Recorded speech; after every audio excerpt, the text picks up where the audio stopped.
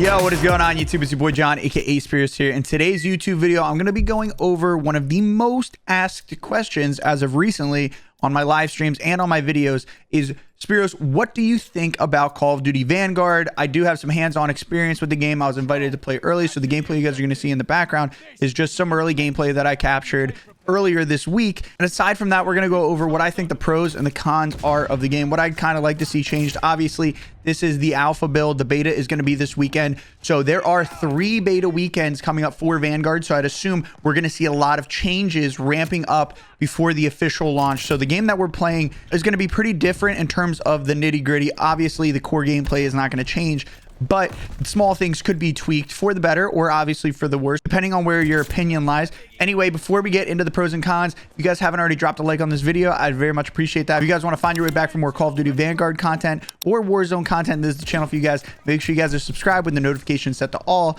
Without further ado, guys, let's get into the pros and cons. The very first thing that I want to touch on that I personally enjoyed about the game is that it is pretty much just Modern Warfare 2019, obviously built on the same engine, except it's based in World War II. I personally am a massive fan of World War II era in terms of weapons and games. I loved Call of Duty World at War. I played Call of Duty World War II a decent amount, obviously not that much. At this time, I was in college, and honestly, I lost interest because when the game launched, it was pretty bad. But Vanguard, I didn't get that feel at all. It felt like a traditional Call of Duty in terms of the maps, but also the movement felt like Warzone. It felt like MW19, just slightly refined. I did enjoy the movement. However, there was one mechanic with crouch spamming that for some reason it wouldn't allow you to do it, or you could do it, but it slowed your player down drastically, and it was kind of an advanced movement technique. So that's something I hope that they change and kind of revert back, be more like MW 2019. But again, like I said, I like the World War II style era. I like the weapons from World War II. Everybody knows I'm a big MP40 guy, especially MP40 and Blackout. That's probably the thing I'm most excited about, is running around Pacific, which is the new Warzone map. I'm going to cover that in tomorrow's video with the freaking MP40. Aside from that, the graphics and everything very similar to how MW 2019 was, and it was honestly phenomenal. I thought the game looked great. I played the Champions Hill Alpha on my PS5, and that was phenomenal. I was genuinely surprised how good PS5s look and the next gen consoles. I played at 120 hertz, and I honestly couldn't tell the difference between console and PC. The gameplay you guys are watching in the background is on my PC, but like I said, it was very, very hard to distinguish, but the game looks phenomenal. The next pro I want to touch on is that the game overall just feels like Call of Duty. It feels like a traditional Call of Duty. Even though the game is MW 2019 taking place in World War II, the game feels like Call of Duty. MW 2019 never felt like Call of Duty just because A, it was the first iteration of this advanced movement and all that kind of stuff, but also the maps were freaking horrendous. The maps that we've gotten to play, I've thoroughly enjoyed. Most of them are traditional Call of Duty maps, which I think is getting back to that traditional Call of Duty feel, and that's going to be the 3-lane maps. And with the 3 lanes, the spawns were pretty predictable, which you might be thinking, well, that's not a good thing. Why would I want them to know where I spawn? But look at it from the flip side. You want to be able to know where people are spawning, so that way you guys can, you know, not just be getting gunned from every which way. And again, with the 3 lanes, you don't have to worry about being shot from 1,000 different angles, which is something that I thoroughly enjoyed in the beta. The only map that kind of gave me MW 2019 vibes a lot was the Red Star map, which is the bigger map. That one did not play very good in the 6v6 or 12v12, whatever it was. In the 20v20 or the 24v24, that map was phenomenal. It was great. The spawns were not nearly as much of an issue. I really, really did enjoy it. The Gunsmith in this game is something that I enjoy. There are some cons to the Gunsmith, which I'm going to go over when I get to the cons. But overall, Gunsmith, excited to see it back. I like all the customizations, even though obviously we already know it's going to be like the same attachments that you're going to use on pretty much all weapons. That's just how it's going to go. It's going to be similar to MW 2019. However, I'm excited to have variety and be able to test out weird loadouts and different things. And obviously multiplayer is a little bit more forgiving than Warzone, so you guys can get away with using weird setups and just having fun. Along with the maps having 3 lanes, I was really not excited to hear that doors were coming back in Vanguard. However, when I look back at my beta experience, I did not run into really any doors at all, which was something I was happy about. The doors are a cool mechanic. However, they do get in the way. They're kind of clunky. honestly, doors were never in Call of Duty for a freaking reason. And so I'm glad to see that they've kind of taken every junction where they would typically put a door and they put that destructible cover. While it is kind of annoying that, you know, somebody could possibly, you know, break a hole in it and aim at you through it, it's not something I would really worry about all that much, specifically because most people are running and gunning. It's multiplayer, so it's more people just clear out the wall right when they get to it. Either they shoot it out or they just full sprint through it, and then it doesn't make nearly as much noise. It's just overall a lot better mechanic than having the doors scattered throughout the map. I touched on this a little bit earlier, but another pro that I had was the 20v20 and the 24v24 mode.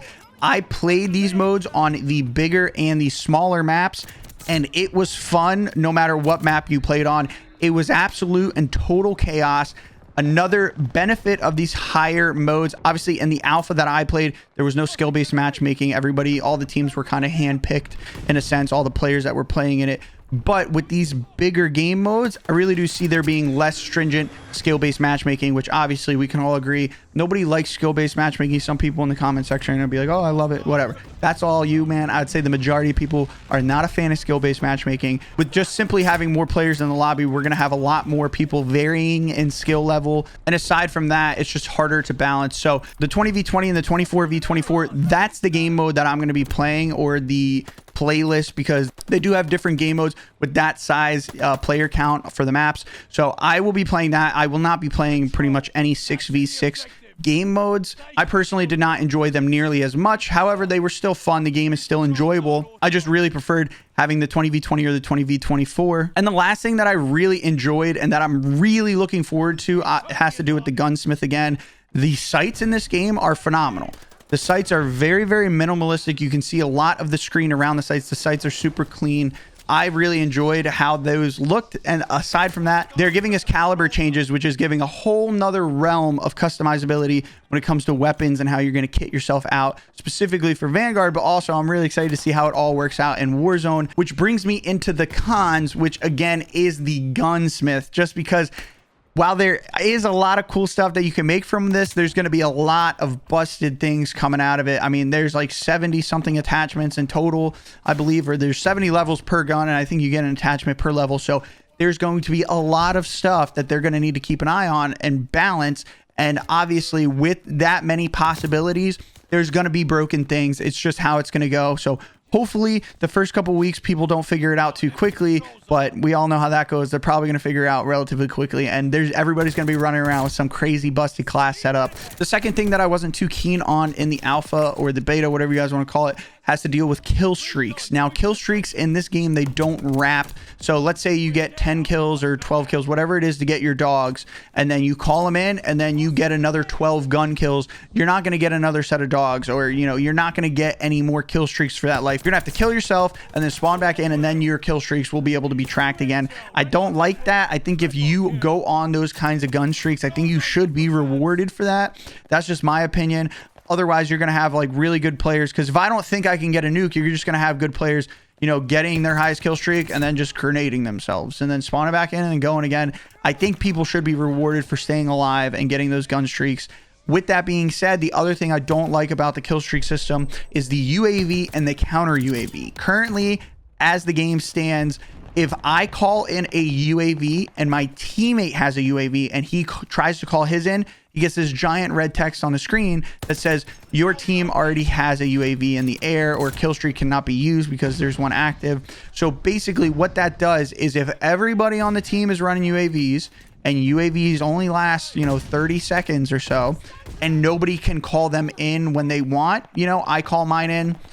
If you have 6 people all with UAVs, basically that means you're going to have a UAV for 3 minutes, which is very, very frustrating given the UAVs count last 30 seconds. I don't know if that's the right math, but since you can't really stack them on top of each other, they're basically dummy proofing the kill streak system to where people can't burn their UAVs or counter UAVs. So what ends up happening is pretty much the entirety of the match, you have a UAV. Now you might be thinking to yourself, wow, John, what's the problem? That doesn't seem really annoying. You're right. It's not that annoying. What's annoying is the counter UAVs, because once the enemy team starts putting on counter UAVs and multiple people start getting them, you'll be counter UAV'd for like 4 minutes straight, and it's very, very frustrating. Makes the game a lot more difficult to play because the mini map does hold a lot of information, which brings me to my next point. The thing that I was not too keen on was the mini map not showing the red dots when people fire. Obviously, there is a perk that allows you to have that ability that when somebody fires unsuppressed on the map, they'll go ahead and pop up. But with that being said, I really wish we'd go back to not the MW 2019 mini map. I wish we'd go back to like Call of Duty 4, MW2, any of the old school CODs where the mini map, if you fire an unsuppressed weapon, you're popping up. I'd assume the reason that they're doing this is because a lot of casuals don't look at their mini map. I don't even know how that's possible. I don't know how you could play the game without literally my eyes the entire time I'm playing Warzone or I'm playing multiplayer. Like, I have a 27-inch monitor. I'm looking at like maybe the 3-inch section at the top, not even 3 inches, the little mini map. My eyes are freaking glued to that unless I'm in a gunfight. I'm not even looking at my screen. I'm just looking at the mini map. So unfortunate that they're keeping that trend going, but at least they're giving us an option or the ability to do that. Obviously, the counter UAV renders it completely useless, but excited for that. Going back to the Gunsmith, like I said, there's 70 attachments or something, and the classes, there is not a pick 10 system, which everybody thought it was. Basically, you could put 10 attachments on your weapon if you would like, and then you can have one of every perk, and then a lethal and a tactical, and I don't even know if there's something else on the class. However, with that being said, it's like a pick like 50 system. It's freaking twisted. There's so much going on, which is a pro and a con in my mind, because people typically, most people are like, oh, I can put more attachments on my gun. That's awesome. I'm going to do that. Wrong. You don't want to do that, because if you build your gun out with 10 attachments, but let's say if 5 out of the 10 attachments hurt your ADS speed, your gun's going to be incredibly slow. I found myself in the alpha.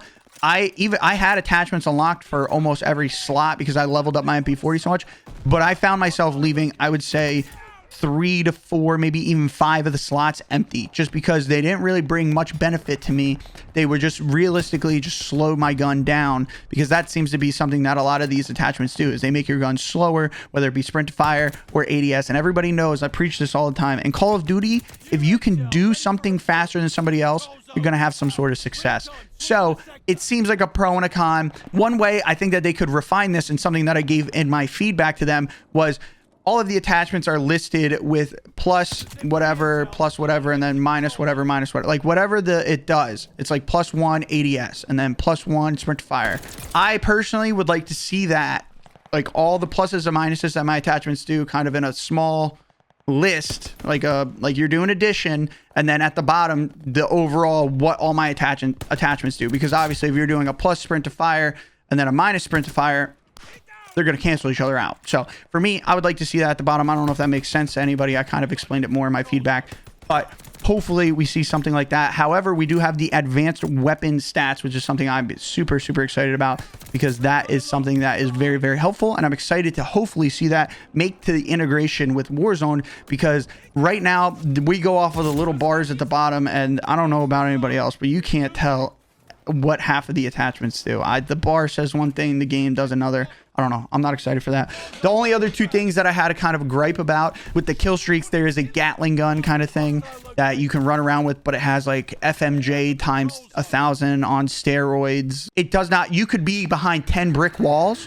and you're getting shot by this Gatling gun, and it does a good amount of damage. That was something I didn't like, because if someone across the map had seen you and they start spraying you down with this Gatling gun, and then you try to take cover behind anything, it doesn't even, I took cover behind a pole that was like, it was a giant concrete pole, did not matter. I had it where I was taking cover between like 3 sets of walls. It did not matter. Nothing that serious. That's an easy tweak. And then the other thing is the blast radius of the little HCXDs. If you guys watch a lot of the other alpha gameplays, you'll see a lot of people getting like 4 or 5 kills with these little HCXDs. But that's because the blast radius, like, you don't even have to be near the thing. You just have to be able to see it, and it just like obliterates you. Before I give my official review, or what my one statement that says it all, I would like to preface it with saying I'm not paid by Call of Duty. I'm not paid by Activision. I'm not paid by anybody. I am John Speros. I say what I want, when I want, no matter if it's going to upset somebody or not. I would like to preface it with that. I keep it real with you guys all the time. I am excited for Vanguard. I had a lot of fun, and I'm going to continue to have a lot of fun on this game. Going into it, I'm excited to play it. And if you're not excited to play it, that's perfectly fine. I respect your opinion, but I am a true believer. Not only am I actually excited, but I am a firm believer that if you have an optimistic view of something and you try to see the better in the situation and you do get excited, you're probably going to have a little bit more fun when the game comes out. Obviously, if you have the reverse of that, you have a negative outlook on it, you're not excited, whatever, then you're probably not, you're setting yourself up to have a bad time. So anyway, I'm very excited for the game. I hope that you guys enjoy. I'll be playing the beta a ton this weekend. I want to try to max out some guns and get a feel for all the mechanics in the engine and stuff like that. Like I said at the start of the video, if you guys did enjoy, make sure to drop a like on it. Subscribe if you guys are brand new around here, if you want to find your way back for more Call of Duty Warzone and Vanguard content. But without further ado, guys, I'll catch y'all later. Peace.